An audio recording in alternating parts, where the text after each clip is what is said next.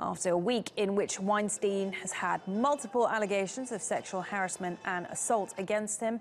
Amazon Studios has cut ties with his production company. The company fired Harvey Weinstein on Sunday.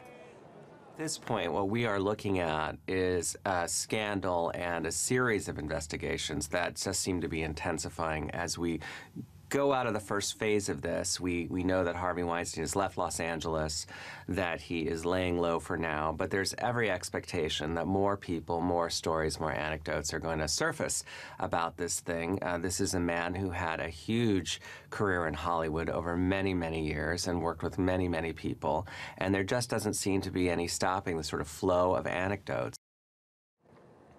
Let's get more on this and speak to Francis Reed, who is live for us in Los Angeles. So Francis, the Academy directors, these are the people behind the Oscars, are meeting as we speak. Do we have an inkling at all of how this is going to go?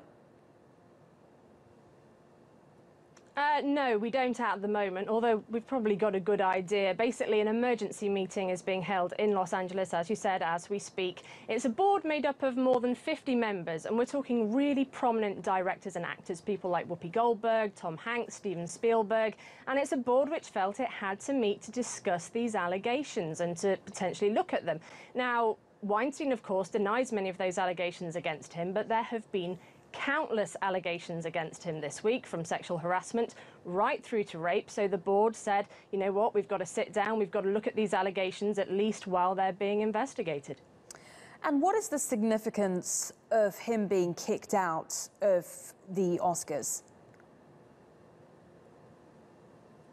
If it goes ahead, I mean, that's one of the implications that could happen. He could be booted out of the Academy. Another implication is that he could lose his Oscar for the 1999 film Shakespeare in Love, which he received that award for. If we look at the BAFTAs, you know, the big television and film academy over in Britain, they've decided to suspend him already from over there while the investigations continue on both sides of the pond. And while those investigations go on, France as well has also announced that its highest honour in the country, the Légion d'honneur, which he holds, he could be stripped of that as well. So potentially the Academy could take the same decision that, you know, France and Britain and the rest of Europe are going down, which is to potentially boot him out of the Academy and strip him of the awards. And that is significant. And we've had a lot of actors and actresses come out this week giving their reaction, their stories in connection to Weinstein. Talk us through some of that.